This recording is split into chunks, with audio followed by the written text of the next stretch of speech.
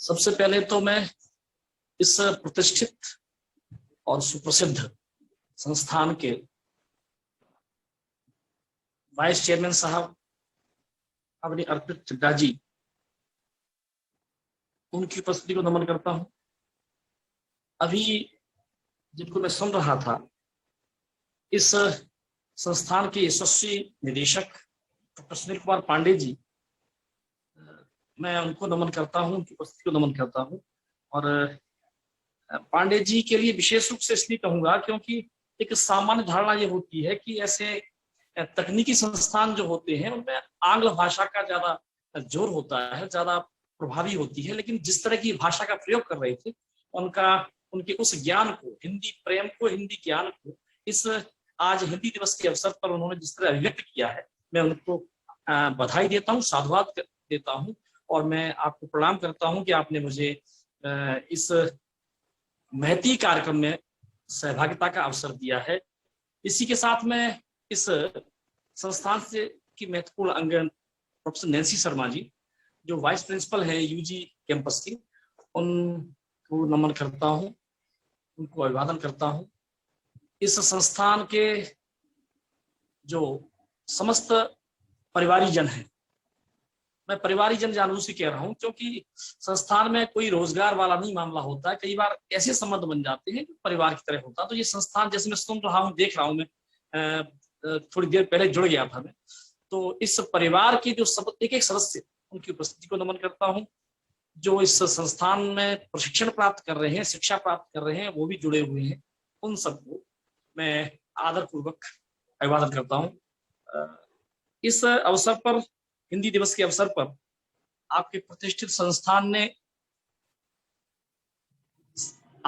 संस्थान से मुझे जुड़ने का अवसर प्राप्त हुआ है। हिंदी समारोह, दिवस समारोह में मुझे सहभागिता का अवसर मिला है। इसके लिए जो पुल का काम किया है, सेतु का काम किया है, वो सौरभ सक्सेना जी, जो आपके प्रोफेसर हैं यहाँ, आपके प्रोफेसर हैं। बच्चा कितना भी बड़ा हो जाए, लेकिन अपने बड़ों के लिए बच्चा ही होता है। सौरभ को मैं देख पा रहा हूँ स्क्रीन पर। मुझे उनका बचपन याद आता है, जब हमारे वो विद्यार्थी थे जैन इंटर कॉलेज में। इतने ही ऊर्जावान, इतने ही सुसभ्य, सुसंस्कृत परिवार से, चूंकि पृष्ठभूमि उनकी बहुत अच्छी है, इसीलिए उनके व्यवहार में, उनकी भाषा में, उनकी वाणी में वही शिष्टता, वही गरिमा आज भी विद्यमान है। मैं देखकर बहुत गौरवान्वित महसूस कर रहा हूँ कि उन्होंने मुझे ऐसे व्यक्ति, ऐसे शिष्य को पढ़ाने का अवसर मिला जो आज अपने जीवन में ऊंचाइयों प्राप्त करे हुए हैं, और वही सौरभ आज भी है। ये मुझे अच्छा लगा देखिए। अन्यथा होता क्या है कि परिवर्तन जाता है, लेकिन मैं देख रहा हूं और आप सबके दुलारे हैं। मैं पुनः आप सभी को नमन करता हूं, आपको अभिवादन करता हूं, यथायोग्य अभिवादन करता हूं। बड़ों को नमन, छोटों को प्यार, बराबरी वालों को सादर अभिवादन। इस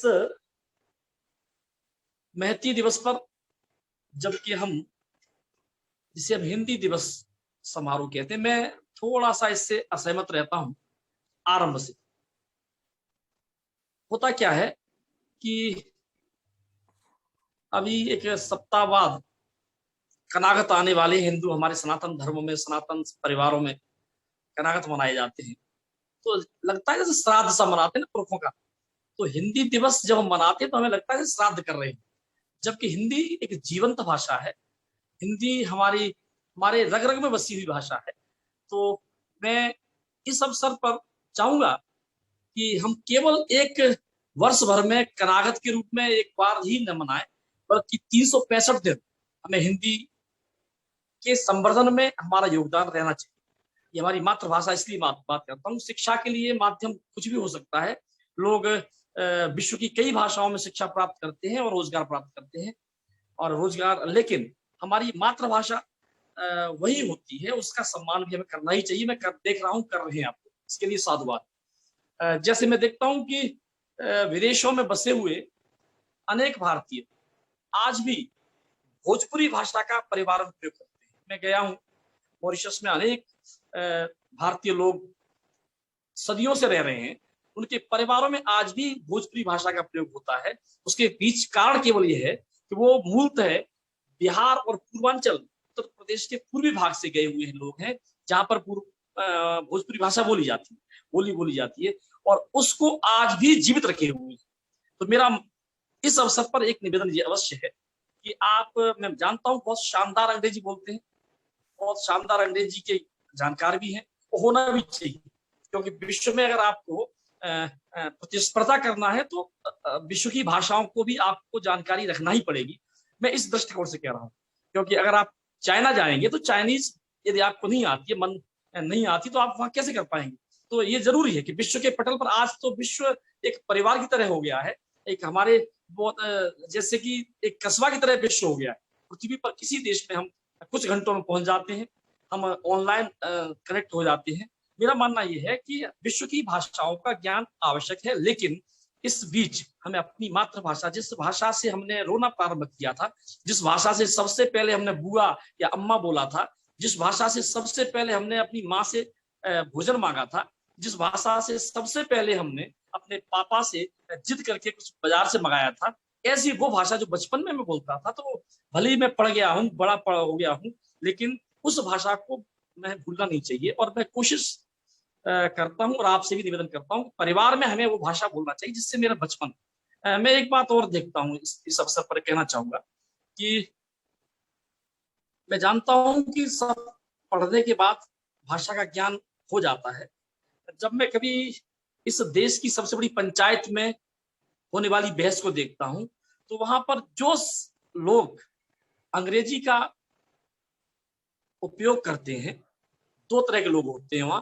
एक तो दक्षिण भारत के होते हैं, तो अंग्रेजी स्वाभाविक है, अपनी बहुत से लोग नहीं कर पाते। लेकिन जब मैं हिंदी भाषी क्षेत्र के सांसदों को अंग्रेजी, फर्राटेदार अंग्रेजी बोलते हुए देखता हूं, तो मुझे कहीं ना कहीं उनके अंदर वो हीन भावना का दर्शन भी होता है कि वो इस अंग्रेजी भाषा को बोल करके संसद में अपने को गुणी बताना चाहते हो। शायद मैं मानता हूं जिस भाषा में आपने वोट मांगा जनता से, उस भाषा का प्रयोग क्यों नहीं करते आप संसद में। आप वोट मांगते हैं किसी अन्य भाषा में और वहां पर अभिव्यक्ति करते हैं किसी अन्य भाषा में, ये विसंगति है। तो मैं चाहूंगा कि आप जिस भाषा का प्रयोग आम आदमी से करते हैं, तो उस भाषा का वहां तक प्रयोग करना चाहिए। और इस देश का सौभाग्य है कि हमारे कई महनीय नेताओं ने देश की पंचायत छोड़िए, विश्व की सबसे बड़ी पंचायत संयुक्त राष्ट्र संघ में इस देश की राष्ट्रभाषा, इस देश की गौरवशाली भाषा का उपयोग किया है। चाहे उसमें माननीय अटल जी हो, चाहे सुषमा स्वराज जी हो, हमारे चाहे वर्तमान प्रधानमंत्री जी हो, कई ऐसे नेता हैं जिन्होंने हमारी राष्ट्रभाषा में उद्बोधन दिया है और देश नहीं विश्व को परिचित कराया है कि हमारे देश की यह भाषा है। मैं इस अवसर पर उन सभी हिंदी सेवियों को नमन करता हूं, उन सभी हिंदी भाषी व्यक्तियों को नमन करता हूं, विशेष व्यक्तियों को, जिन्होंने हिंदी के संवर्धन के लिए, जिन्होंने हिंदी के उन्नति के लिए अपना योगदान दिया है। चाहे उनमें कवि हो, चाहे साहित्यकार हो, चाहे कलमकार हो, चाहे नेता हो, चाहे किसी भी क्षेत्र में, चाहे पत्रकार हो, जिन व्यक्तियों ने, महान व्यक्तियों ने हिंदी के संवर्धन में अपना योगदान दिया है, आज के दिन मैं उन्हें याद करता हूं। मैं उन्हें अपना उस योगदान के लिए हिंदी भाषी लोगों की ओर से साधुवाद, आभार, अभिनंदन, वंदन करता हूं। और आपके इस महत्वपूर्ण संस्थान, पांडे जी ने एक वाक्य में ही इशारा कर दिया था कि 50 छात्रों से आरंभ हुआ संस्थान आज विशाल एक वटवृक्ष बन चुका है। मैं इसके लिए बधाई देता हूं इस संस्थान के नियामकों को, इस संस्थान के परिवार के लोग जिन्होंने इसमें योगदान दिया है। मैं आप सबको साधुवाद, आप सबका को धन्यवाद देता हूं कि देश में शिक्षा के क्षेत्र में, तकनीकी शिक्षा के क्षेत्र में आप सबका बहुत महत्वपूर्ण योगदान है, जो देश के विकास में महत्वपूर्ण योगदान के रूप में काम कर रहा है। आप सबको बहुत बहुत बधाई, बहुत बहुत धन्यवाद। हिंदी दिवस की आप सबको बधाई, हिंदी दिवस पर आप सबको साधुवाद कि आपने इतना शानदार कार्यक्रम किया है। और सौरभ को विशेष बधाई कि उन्होंने उनकी संकल्पना आज मूर्त रूप ले रही है। मेरी कई बार बात भी होती रही है कि उनका मन है कि इस संस्थान में हिंदी से जुड़े हुए कार्यक्रम भी हों। तो आज आपको पहली बार सफलता मिली है सौरभ, इसके लिए बहुत बहुत बधाई आपको कि आपके अधिकारियों ने, आपके नियामकों ने, आपके बड़े लोगों ने आपके विचार को मूर्त रूप दिया है, आपका विचार स्वीकार करके। और होना भी चाहिए था। मैं सुनील कुमार पांडे जी का उद्बोधन सुन रहा था, जहां आपके संस्थान में इतने हिंदी के इतने अच्छे अच्छे ज्ञाता हो, हिंदी के जानकार हो, हिंदी सेवियों में, तो फिर आप हिंदी के माध्यम से कार्यक्रम कर सकते हैं, होता है। और इस संस्थान ने किया है, इसके लिए संस्थान के सभी लोगों को बहुत बहुत धन्यवाद, बहुत बहुत आभार। आप सभी को नमन। जी सर। सर कुछ रचनाएं आप अच्छा, आप उपस्थिति हो और कुछ हमें रचनाएं ना हो तो थोड़ा अधूरा लगेगा। मैं आपसे ये जानना चाहूंगा, समय कितना है, उसी हिसाब से समय हमारे लिए कितना है। ये तो मेरा उद्बोधन था, प्रारंभिक उद्बोधन था। और कविता के रूप में, जब कवि के रूप में आता हूँ, तो जो समय आप देंगे उस हिसाब से मैं काव्य पाठ करूंगा। आप अगर 3 घंटे देंगे तो 3 घंटे लगातार कविता पाठ करूंगा। अगर आप 30 मिनट देंगे तो 30 मिनट कर दूंगा, जैसा आप नहीं सर, हमें भी पता है कि आज हिंदी दिवस है और आपके कार्यक्रम जो है वो कई सारे कार्यक्रम आज हैं। आप जो भी समय आप दे पाएंगे हमारे लिए बहुत होगा सर। जी सर, आप अपनी थैंक यू कविताएं भी अगर हमें सुना देंगे तो वो पर्याप्त होगा। मैं करता हूँ। मैं आज हिंदी दिवस के अवसर पर सबसे आरंभ में, सबसे शुरुआत में मैं अपनी उस भाषा का वंदन करता हूँ जिस भाषा के कारण आज मुझे देश पहचानता है। मैं भले ही सौरभ जानते हैं, अंग्रेजी में एमए किया है, इतिहास में एमए किया है, हिंदी में बाद में एमए किया है। भले ही भाषा रोजगार के लिए कोई अन्य रहा हो, लेकिन मूल जिसने मुझे प्रसिद्धि दी है, जिस भाषा ने मुझे माँ की तरह पाला है, जिस भाषा ने मुझे माँ की तरह दुलार दिया है और मुझे वह उपहार दिया है जो आज अभी सौरभ संकेत कर रहे थे कि हिंदी के कारण ही संभव है कि मैंने मेरी भाषा, हिंदी भाषा में लिखी हुई कविता जन जन तक पहुंच चुकी है। और उस कविता की वजह से मुझे प्यार मिला है, सम्मान मिला है, पहचान मिली है। तो मैं उस अपनी प्रणम्य भाषा का वंदन करते हुए कुछ पंक्तियां पढ़ता हूँ, आरंभ करता हूँ। भारत की संस्कृति की शाश्वत परिभाषा है, राष्ट्र की अस्मिता है, प्रणम्य यह भाषा है शब्द शब्द में जिसके दिखती गंगा जैसी पावनता, जिसके परिपुष्ट कलेवर में सर्वदा गगन सी व्यापकता, सृष्टि के जन्म पर हुआ नाद का जिस भाषा में उच्चारण। आप सभी की जानकारी के लिए बताना चाहता हूं, इस सृष्टि का जब आरंभ हुआ था तो पहला शब्द ओम ही था, जो हिंदी से संस्कृत की मूल भाषा से है। तब मैं बात कर रहा हूं, सृष्टि के जन्म पर हुआ नाद का जिस भाषा में उच्चारण, बचपन से हमने बोली है, हम बचपन से हमने बोली जो, हम उस भाषा के हैं चारण। जो भाषा कोटि कोटि लोगों की आशा है, जो भाषा कोटि कोटि लोगों की आशा है, राष्ट्र की अस्मिता है, प्रणम्य वह भाषा है, राष्ट्र की अस्मिता है, प्रणम्य वह भाषा है। आदरणीय पांडे जी अपने उद्बोधन में जो उल्लेख कर रहे थे, मैं कविता में उल्लेख करता हूं। आत्मजा देव भाषा की है हिंदी अपने में अलबेली, इसका मूल संस्कृत है। भारत की समस्त भाषाओं का मूल संस्कृत पर मैं टिप्पणी करता हूं।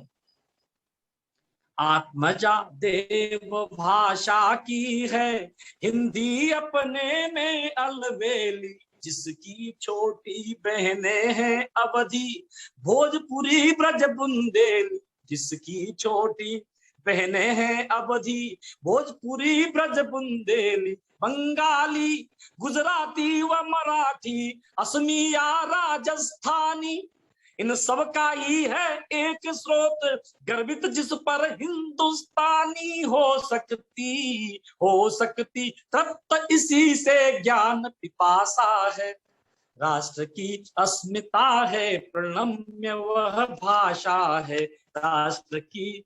और कुछ महनीय व्यक्तित्वों का स्मरण करना बहुत जरूरी है आज इस हिंदी दिवस के अवसर पर। तुलसी मीरा मतिराम कबीरा केशव ने भी दुलराया। हिंदी आज प्रस्तुत दिख रही है, इसके पीछे किन किन महान विभूतियों का योगदान है, मैं उनका उल्लेख करता हूं, उन्हें नमन करता हूं, उन्हें श्रद्धांजलि देता हूं। सुने आप।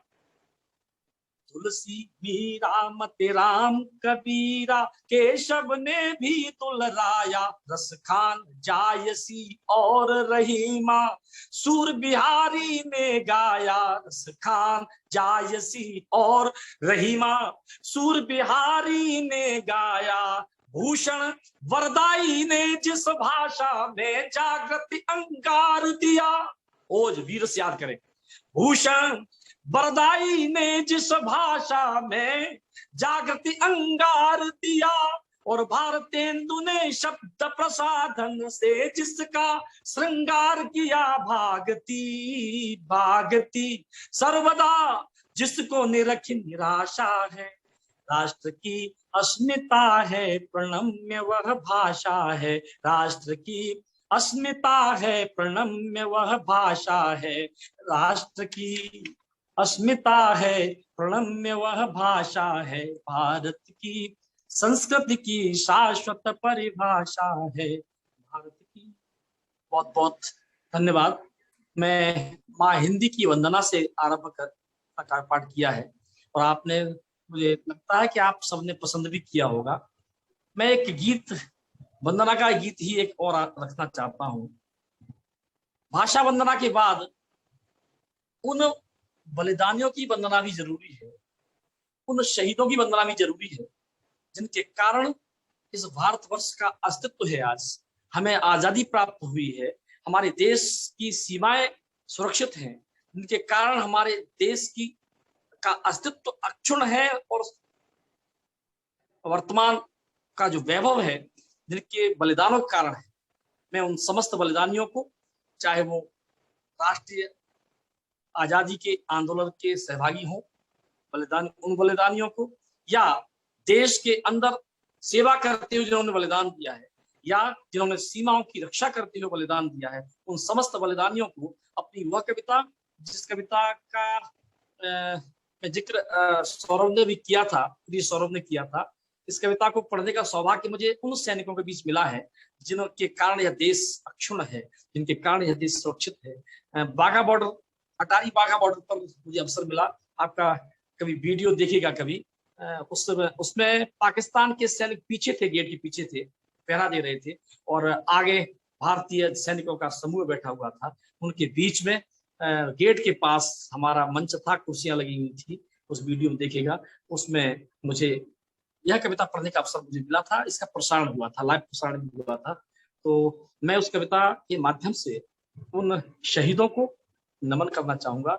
मैं चाहूंगा कि आप सभी भी इस कविता से जरूर जुड़ें, क्योंकि यह बहुत महत्वपूर्ण कविता है, मेरे लिए पूजा की कविता है, मेरे लिए इस देश के शहीदों को नमन करती हुई कविता है। आइए जुड़ते हैं, उनको याद करें, शहीदों को मेरी कविता सुनें। जिनके सहारे से कटी रात है, जिनके सहारे से कटी रात है, और अंधेरों को मिली मात है। सूर्य को जो कैद से छुड़ा सके, सूर्य को जो कैद से छुड़ा सके, जिनकी दम पे दिख रहा प्रभात है, जिनकी दम पे दिख रहा प्रभात है। काटने काटने विदेशियों के वार को, यानी दासता के अंधकार को, काटने विदेशियों के वार को, यानी दासता के अंधकार को। वे जले तो एक दीप से जले, वे जले तो एक दीप से जले, वे चले तो क्रांति दूत बन चले, जो कि आतताइयों को काल थे, और वे जो क्रांति की मशाल थे। देश के लिए जो भीष्म से व्रती, जिनकी त्याग भावना भगीरथी, ऐसी पावनी भगीरथी का आचमन करें। आओ शहीदों को हम नमन करें, आओ शहीदों को हम नमन करें, आओ शहीदों को हम नमन करें। उनके परिवारों को याद करें। और मेरी टिप्पणी सुने आप। जो किसी की मांग के सिंदूर थे, जो किसी की मांग के सिंदूर थे, और बूढ़ी आंख के भी नूर थे, जिनके सामने दमन व दर्प के, जिनके सामने दमन व दर्प के, हो गए पहाड़ चूर चूर थे, हो गए पहाड़ चूर चूर थे। राखियां थी जिनके इंतजार में, राखियां थी जिनके इंतजार में, किंतु जो न झुक सके थे प्यार में। राखियां थी जिनके इंतजार में, किंतु जो न बन सके थे प्यार में। दुश्मनों को नाच जो नचा गए, देखे प्राण देश को बचा गए। भारती के लाल थे रुके नहीं, इंच इंच कट गए झुके नहीं, इंच इंच कट गए झुके नहीं। मृत्यु का वर्ण किया खुशी खुशी, मृत्यु का वर्ण किया खुशी खुशी। दिव्य आचरण, दिव्य आचरण किया खुशी खुशी। हम भी ऐसे देशभक्ति पूर्ण आचरण करें, आओ शहीदों को हम नमन करें, आओ शहीदों को हम नमन करें, आओ शहीदों को हम नमन करें, आओ शहीदों को हम नमन करें। और शहीदों को नमन, इस भाषा जिसके लिए आज हम ये दिवस समारोह मना रहे हैं, नमन करते हुए मैं चाहूंगा कि और भी सुनाऊं क्या सौरभ? सर मैं ये चाह रहा था कि एक जो आपका मुक्तक है, अंतिम सफर हो तो तिरंगे के साथ हो। जी, और एक मेरे पास विशेष आग्रह आ रहा है हमारे फैकल्टी संकाय से। मुझे मैसेज रिसीव हुआ है अभी विकास कुमार जी का, केपी सिंह जी का, कि आप हैं और हम राम की कविता ना सुने तो ये कैसे संभव है। प्लीज सर ये 2 और करें, इतना समय और चाहूंगा आपका। मैं आया एक मुक्तक मेरा बहुत चर्चित है, इसी भावभूमि पर, इसी कड़ी में जुड़ा हुआ। हम कैसा बनना चाहते हैं, हमारी कामना क्या है। मैं इस पर एक मुक्तक अपना रखता हूं। 1 सेकंड आपका क्षमा चाहूंगा, 1 सेकंड केवल, 1 सेकंड।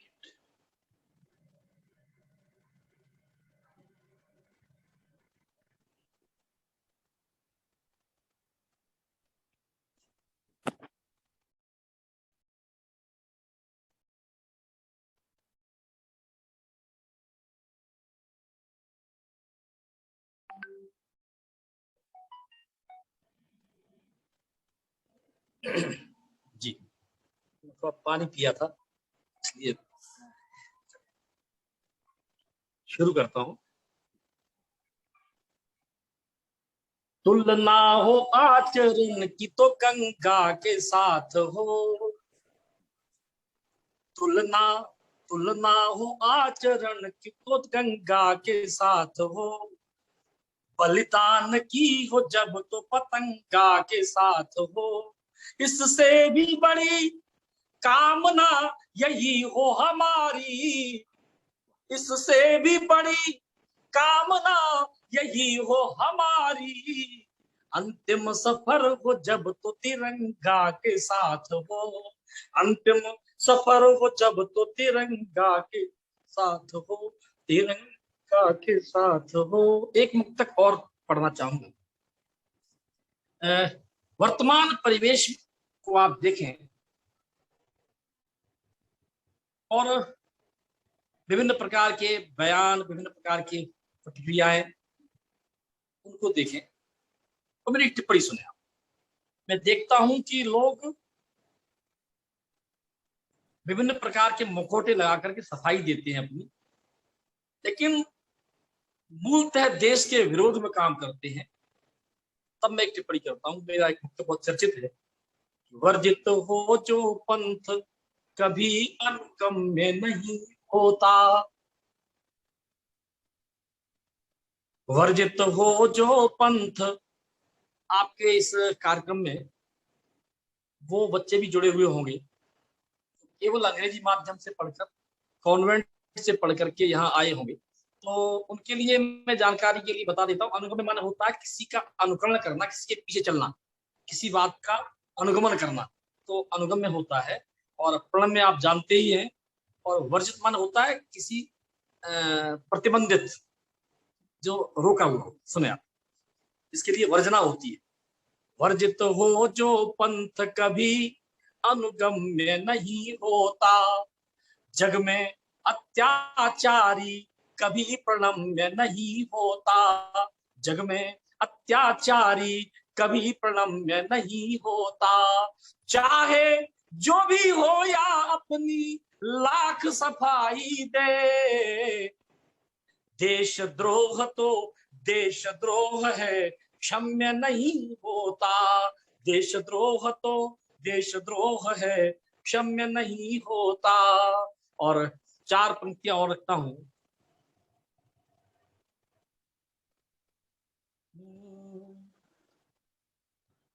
पुरखे हमारे हैं कबीर कौन कहेगा, पुरखे हमारे हैं कबीर कौन कहेगा, खींचेंगे हम बड़ी लकीर कौन कहेगा, यदि हम भी गोरियों की पायलों में खो गए, कमलेश फिर वतन की पीर कौन कहेगा, कमलेश फिर वतन की पीर कौन कहेगा, कमलेश फिर वतन की पीर कौन कहेगा।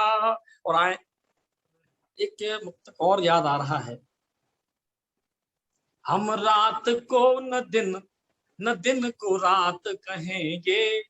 इस मुक्तक में आप जो सभी लोग सुन रहे हैं, इसमें मैनपुरी, इटावा, भिंड, तीनों स्थान का मेरे जीवन में बहुत प्रभाव रहा है, जुड़ाव रहा है। तो इन तीनों का जो तेवर है, इन तीनों का जो गुण है, पानी का और मिट्टी का, इस कविता, इस मुक्तक से आपको तक पहुंचा रहा हूं कि यहाँ के लोग कैसे होते हैं। सुने आप, वही मैं लिखता हूं, वही मैं बोलता हूं, सुनिए। हम रात को न दिन को रात कहेंगे, वन के बबूल को न पारिजात कहेंगे, सत्ता नशीन चाहे कर दे शीश भी कलम, हम देश हित में सिर्फ खरी बात कहेंगे, हम देश हित में सिर्फ खरी बात कहेंगे, हम देश हित में सिर्फ खरी बात कहेंगे। आए, जिस गीत का विशेष आग्रह हुआ है, उस गीत की पृष्ठभूमि और इस गीत का संदर्भ में जरूर आपको बताना चाहूंगा। एक कुछ वर्षों पहले जब ये गीत लिखा था, उसकी पृष्ठभूमि इतनी थी कि दक्षिण में राम सेतु जो है, इस देश की अस्मिता का प्रतीक, हमारी सांस्कृतिक धरोहर है। एक सेतु समुद्रम परियोजना एक आई, उसके तहत उसको तोड़ने का संकल्प लिया गया, तो लोगों ने विरोध किया, क्योंकि ये हमारे राम की निशानी है। ये पुल, मान्यता ये है कि यह वही पुल है जो भगवान राम ने बनाया था। तो उस जब विरोध शुरू हुआ, तो इस देश में आज भी इस मानसिकता के लोग हैं, जो देश के गौरवशाली, देश के गरिमायुक्त, देश पर गर्व करने वाले जो क्षण हैं, गर्व करने वाले जो प्रतीक हैं, गर्व करने वाले जो पात्र हैं, उन सबका मजाक बनाते हैं। और देश, उन्हें इसमें पता नहीं क्यों खुशी प्राप्त होती है कि भारत को महिमा मंडित करने के बजाय उसका अपमान करना, ये स्वभाव बन गया है, और ये आधुनिकता की निशानी भी बन गया है। तो मैं मानता हूं कि यह सोच शायद, मुझे लगता है, इस देश में ही क्यों है, किसी देश में ऐसा नहीं होता। हर देश में अपने देश के लिए गौरव होता है। हमारा इतिहास एक है, हमारे एक महान परंपरा है। तो जब ये बात आई तो लोगों ने मजाक बनाना चालू कर दिया और कहा कि नहीं, राम तो कोई थे ही नहीं, राम तो केवल काल्पनिक पात्र हैं, राम का अस्तित्व ही नहीं था। राम अगर हुए थे तो कोई प्रमाण बताओ, उनका प्रमाण क्या है।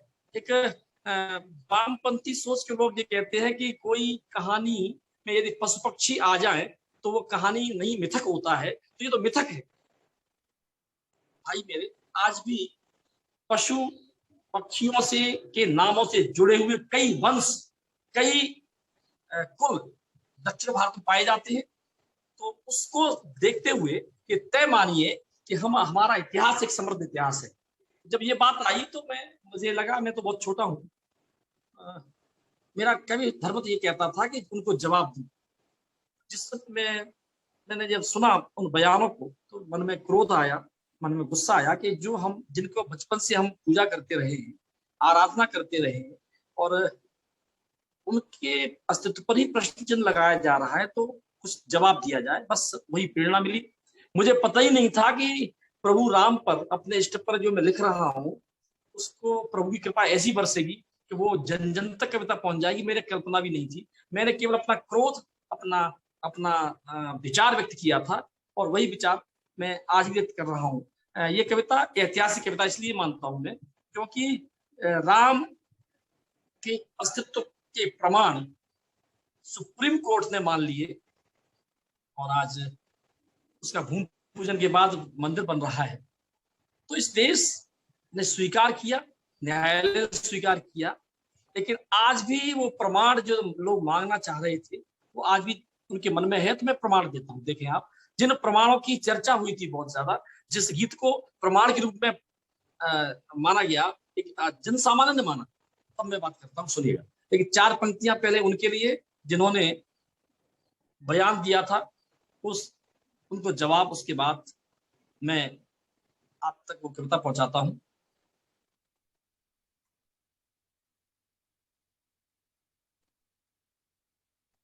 देकर बयान सीमाओं को लांघ रहे हैं, देकर बयान सीमाओं को लांघ रहे हैं, यानी वे आस्था को फांसी टांग रहे हैं।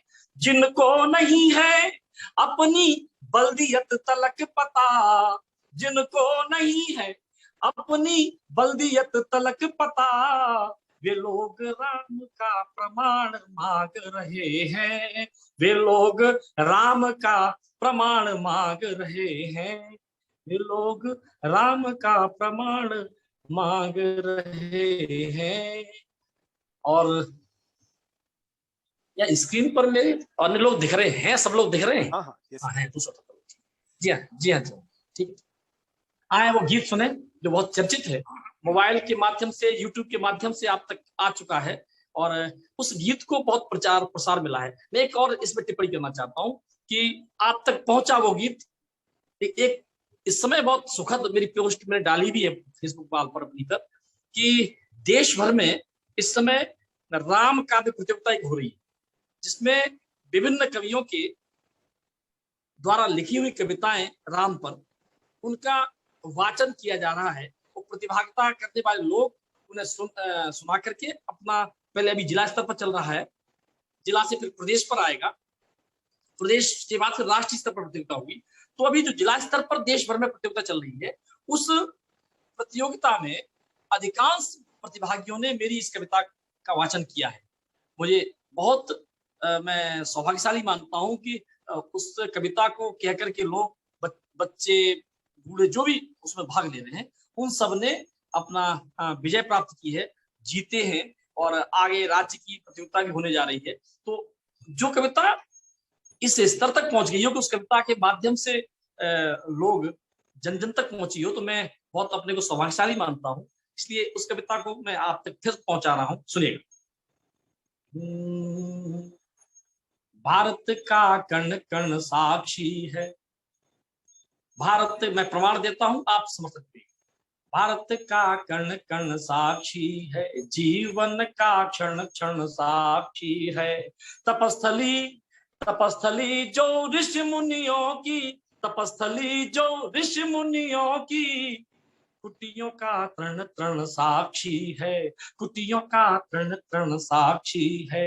धरती और अनंत व्योम में राम रमे हैं रोम रोम में, धरती और अनंत व्योम में राम रमे हैं रोम रोम में। चंद सिर फिरों को समझाने क्या हम अपने प्राण दें, राम हुए हैं कितने और प्रमाण दें, राम हुए हैं कितने और प्रमाण दें। भौतिक प्रमाण देखें आप, सरयू की निर्मल जल धारा, सरयू की निर्मल जल धारा, कौशल का प्रदेश अति प्यारा, पतित पावनी गंगा का तट और प्रयाग का वह अक्षय बट। पांडे जी, वह अक्षय बट जी जी जो प्रयागराज के किले में है, जी जी, वो 415 वर्ष बाद, जी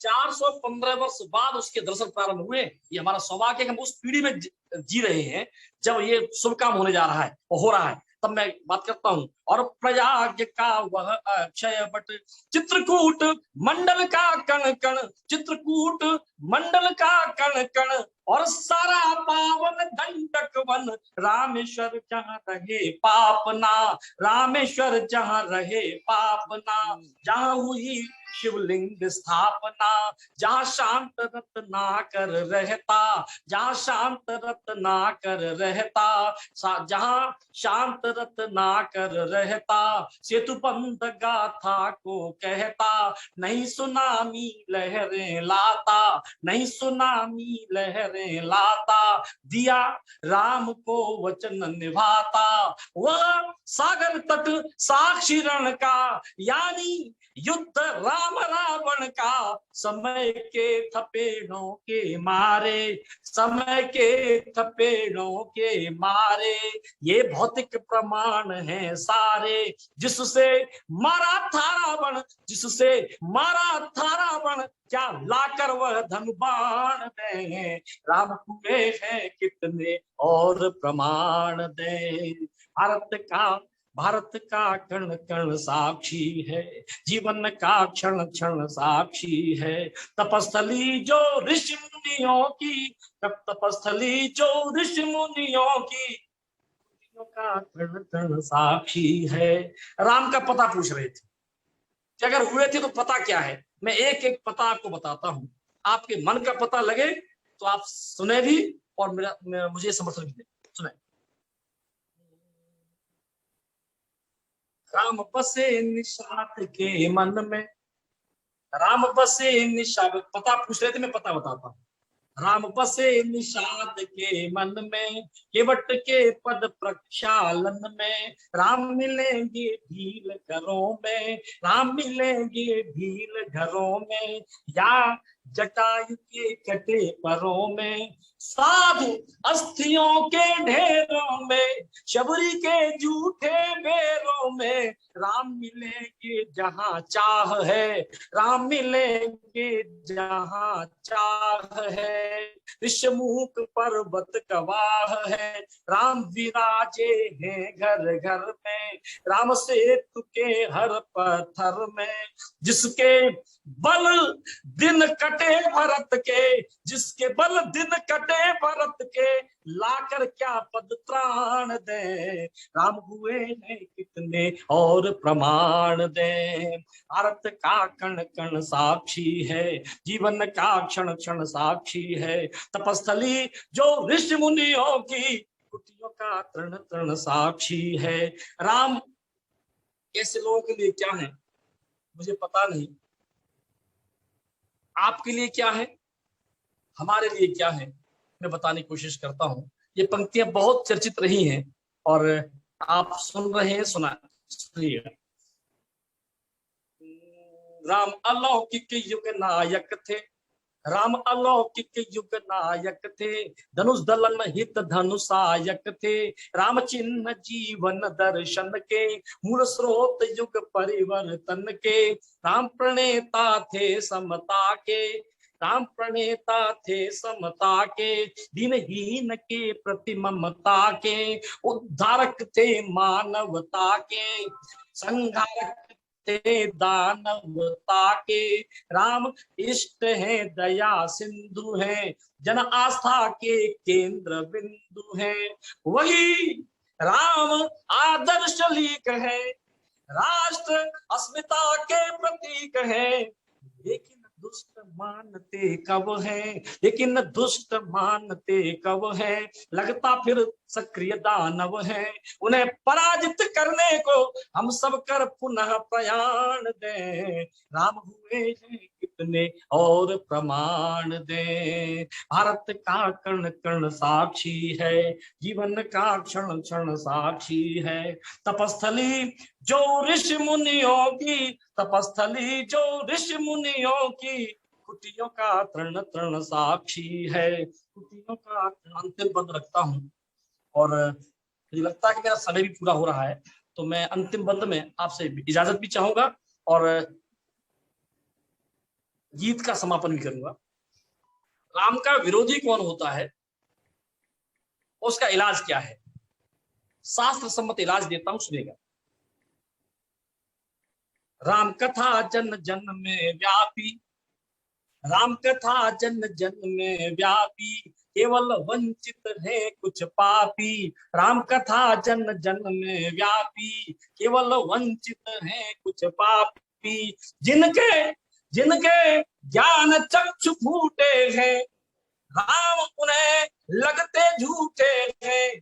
जिनके ज्ञान चक्षु फूटे हैं, राम उन्हें लगते झूठे हैं। जुटलाते राम के मर्म को, घायल वे कर रहे धर्म को। आस्था के प्रति निर्मोही है, सबके सब हरिहर द्रोही है।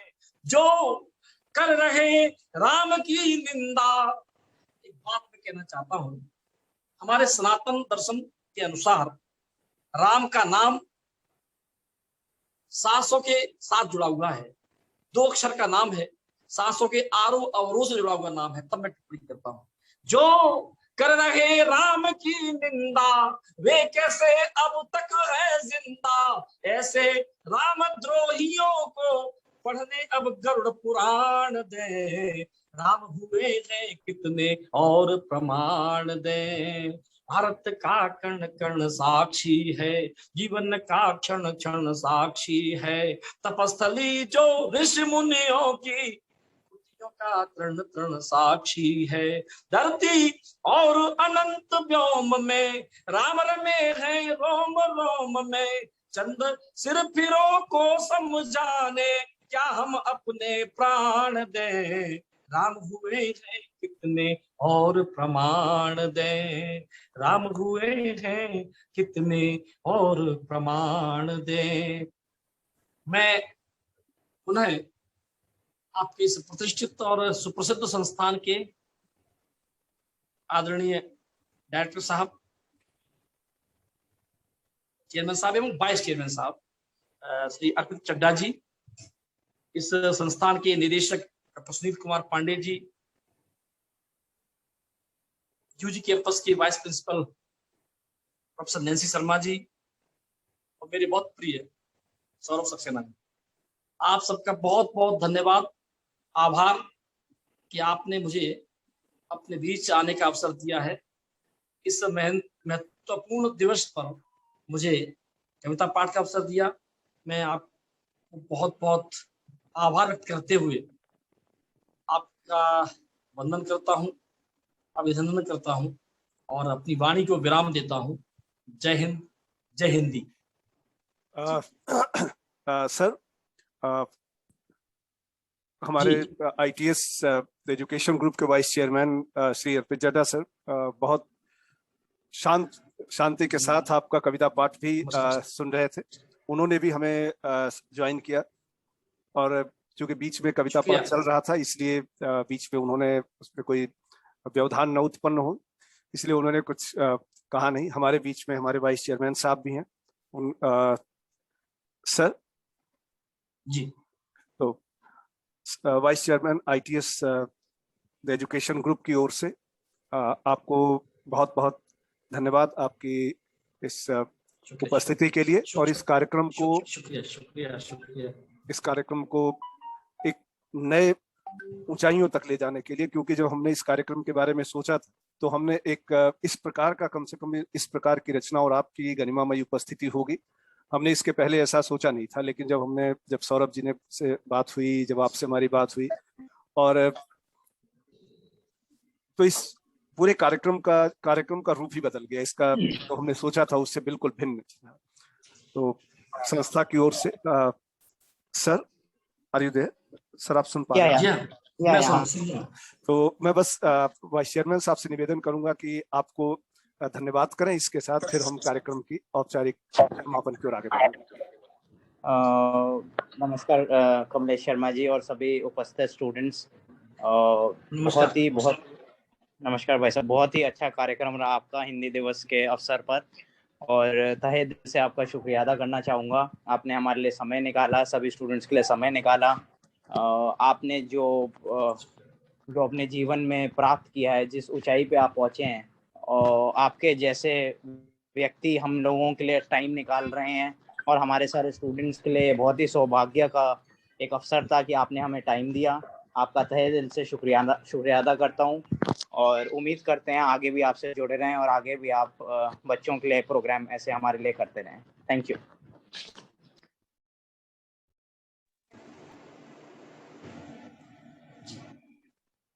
बहुत बहुत धन्यवाद ITS द एजुकेशन ग्रुप के वाइस चेयरमैन श्री अर्पित चड्ढा सर का, कि वो अपने बिजी शेड्यूल से हमारे साथ सम्मिलित हुए। बहुत बहुत धन्यवाद मेरे गुरु कवि डॉक्टर कवि कमलेश शर्मा सर का, कि हिंदी दिवस समारोह में आज उनकी बहुत व्यस्तता के कारण भी